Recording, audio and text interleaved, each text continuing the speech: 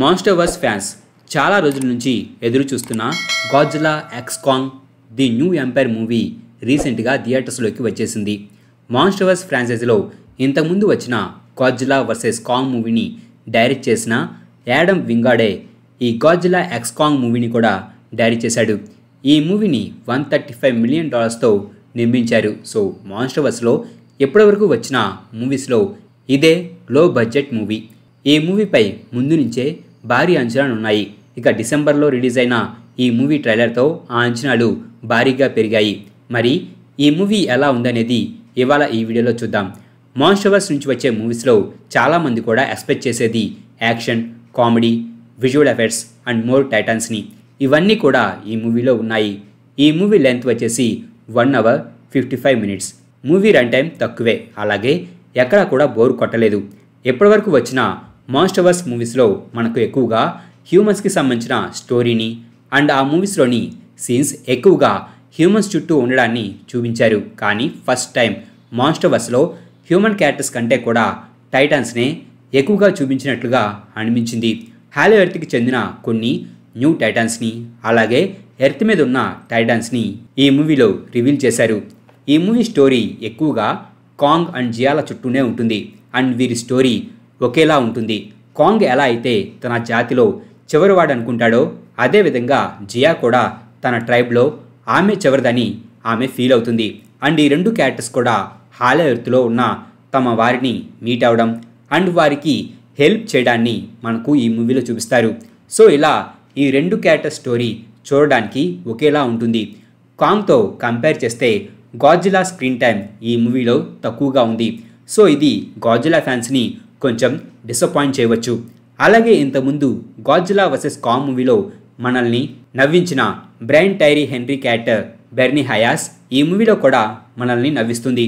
ఇక ఈ మూవీతో మాన్స్టర్వర్స్లోకి పరిచయమైన డాన్ స్టీవెన్స్ ట్రాపర్ క్యారెక్టర్ కూడా బాగుంది. బెర్నీకి లాగానే ఈ ట్రాపర్ క్యారెక్టర్ కూడా మనల్ని ఎంటర్టైన్ చేస్తుంది. ఇక ట్రాపర్ అండ్ బెర్నీల మధ్య ఉండే సీన్స్ అయితే చాలా ఫన్నీగా ఉంటాయి.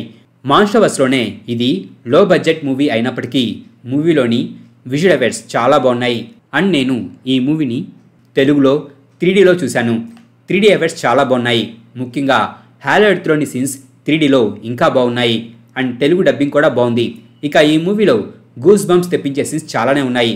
ముఖ్యంగా Godzilla and Kong versus Shimo and Skar కింగ్ల మధ్య జరిగే ఫైనల్ ఫైట్ చాలా బాగుంది.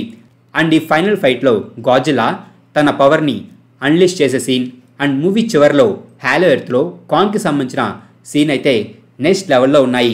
సో ఫ్యాన్స్ ఒక మాన్స్టర్వర్స్ మూవీ నుండి ఏది ఎక్స్పెక్ట్ చేసి మూవీకి వెళ్తారో అవన్నీ ఈ మూవీలో ఉన్నాయి. కాకపోతే మూవీలో స్టోరీ పెద్దగా ఏమీ లేదు. అలాగే మూవీలో గాడ్జిల్లా వర్సెస్ స్కైలా ఫైట్ బాగుంటుందని నేను అనుకున్నాను. కానీ ట్రైలర్స్లో మనకు ఏ ఫుటేజ్ అయితే చూపించారో దానికి కొంచెం ఎక్స్టెన్షన్తో మాత్రమే మనకు ఆ సీన్ కనిపిస్తుంది. ఇలాంటివి ఈ మూవీలో ఇంకా చాలానే ఉన్నాయి. ట్రైలర్స్ అండ్ టీవీ స్పాట్స్ ద్వారా మరీ ఎక్కువగా రివీల్ చేశారేమో అనిపించింది. సో ఎటువంటి ఎక్స్పెక్టేషన్స్ పెట్టుకోకుండా, స్టోరీ గురించి పట్టించుకోకుండా మాన్స్టర్స్ మధ్య బ్యాటిల్స్ని అండ్ విజువల్ ఎఫెక్ట్స్ని ఎంజాయ్ చేయడానికి మాత్రమే ఈ మూవీకి వెళ్తే అప్పుడు మీరు ఈ మూవీని ఫుల్గా ఎంజాయ్ చేయగలుగుతారు. నాకైతే ఈ మూవీ చాలా బాగా నచ్చింది. అండ్ మీరు ఒకవేళ చూడాలని అనుకుంటే ఈ మూవీని 3Dలో చూడండి. 3D ఎఫెక్ట్స్ బాగున్నాయి. అలాగే ఈ మూవీకి ఎలాంటి పోస్ట్ క్రెడిట్ సీన్ లేదు. దానికి కారణం మేకర్స్ మాన్స్టర్వర్స్లోని నెక్స్ట్ ప్రాజెక్ట్కి ఇంకా గ్రీన్ సిగ్నల్ ఇవ్వలేదు.